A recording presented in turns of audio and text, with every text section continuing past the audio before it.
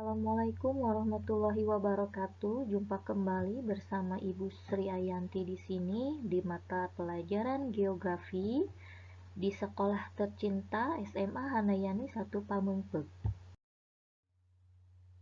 Masih di materi bab 2 untuk kelas 12 IPS, yaitu tentang interaksi keruangan desa dan kota dengan pembahasan struktur keruangan dan perkembangan kota. Berdasarkan Peraturan Menteri Dalam Negeri Nomor 1 Tahun 2008 tentang Pedoman Perencanaan Kawasan perkotaan adalah wilayah yang mempunyai kegiatan utama bukan pertanian, dengan susunan fungsi kawasan sebagai tempat permukiman perkotaan, pemusatan dan distribusi pelayanan jasa pemerintahan, pelayanan sosial, dan kegiatan ekonomi. Kriteria kawasan perkotaan diantaranya memiliki karakteristik kegiatan utama budidaya bukan pertanian, dan mata pencaharian penduduknya terutama di bidang industri, perdagangan, dan jasa, dan memiliki karakteristik sebagai pemusatan dan distribusi pelayanan barang dan jasa.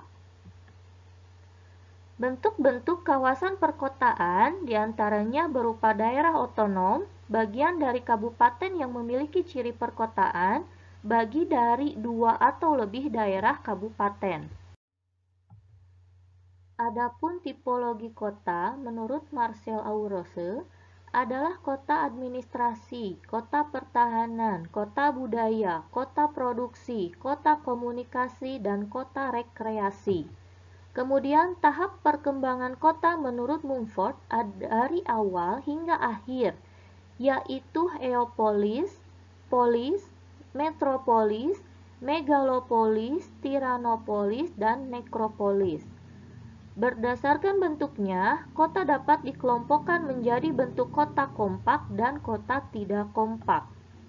Bentuk kota yang termasuk kota kompak diantaranya bentuk persegi, 4 persegi panjang, bentuk pita, bentuk bulat, bentuk kipas, bentuk gurita, dan bentuk yang tidak berpola.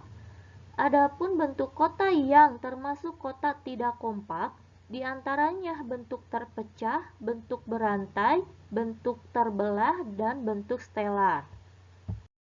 Kemudian, mewujudkan pemerataan pembangunan dan berkeadilan sebagai salah satu misi pembangunan nasional tahun 2005 sampai 2025. Visi pembangunan nasional pada tahun 2005 sampai 2025 adalah Indonesia yang mandiri, maju, adil, dan makmur. Mandiri berarti mampu mewujudkan kehidupan sejajar dan sederajat dengan bangsa lain, dengan mengandalkan pada kemampuan dan kekuatan sendiri.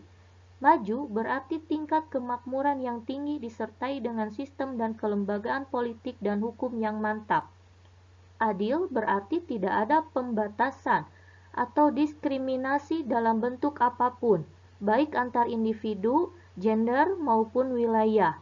Makmur berarti seluruh kebutuhan hidup masyarakat Indonesia telah terpenuhi sehingga dapat memberikan makna dan arti penting bagi bangsa-bangsa lain. Salah satu misi pembangunan nasional tahun 2005 sampai 2025 adalah mewujudkan pemerataan pembangunan dan berkeadilan. Hal ini antara lain dilakukan dengan hal-hal berikut. Yang pertama, meningkatkan pembangunan daerah. Yang kedua, mengurangi kesenjangan sosial secara menyeluruh. Yang ketiga, keberpihakan kepada masyarakat, kelompok, dan wilayah atau daerah yang masih lemah. Yang keempat, menanggulangi kemiskinan dan pengangguran secara drastis. Yang kelima, menyediakan akses yang sama bagi masyarakat terhadap berbagai pelayanan sosial serta sarana dan prasarana ekonomi. Kemudian yang terakhir, menghilangkan diskriminasi dalam berbagai aspek termasuk gender. Adapun dampak perkembangan kota terhadap masyarakat desa dan kota diantaranya Faktor-faktor yang mempengaruhi interaksi desa dan kota, diantaranya wilayah yang saling melengkapi, kesempatan untuk saling intervensi, dan kemudahan transfer atau pemindahan dalam ruang. Dampak positif interaksi desa dan kota bagi desa. Di antaranya, pengetahuan penduduk desa meningkat, penduduk desa mengenal teknologi, hubungan antara desa dan kota semakin terbuka, desa semakin produktif, dan lain-lain. Adapun dampak negatif bagi desa, di antaranya terjadinya urbanisasi yang menyebabkan berkurangnya tenaga produktif di desa. Terbuka kemungkinan pola hidup negatif yang terjadi di kota dan terbuka kemungkinan akan berkurangnya lahan pertanian di desa. Lalu dampak positif interaksi desa dan kota bagi kota. Di antaranya tersedianya tenaga kerja dari desa dan kebutuhan akan bahan mentah serta barang-barang hasil pertanian terpenuhi. Adapun dampak negatif bagi kota, diantaranya penduduk kota semakin padat, pengangguran meningkat, kriminalitas meningkat, kota semakin macet, resiko bahaya lingkungan seperti banjir semakin besar, infrastruktur kota terganggu, dan lain-lain. Selain itu, dampak positif perkembangan kota bagi masyarakat kota diantaranya memperluas kesempatan kerja dan memperluas layanan dasar.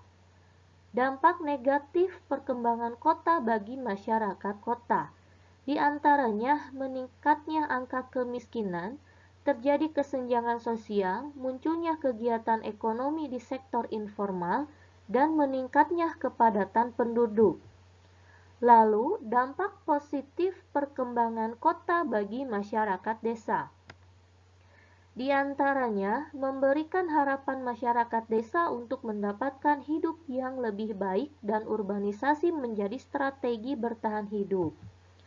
Dan dampak negatifnya perkembangan kota bagi masyarakat desa, di antaranya menurunnya tingkat tenaga kerja di bidang pertanian, mengubah budaya penduduk, dan tingkat produksi pertanian berkurang. Sekian pembahasan mengenai struktur keruangan dan perkembangan kota.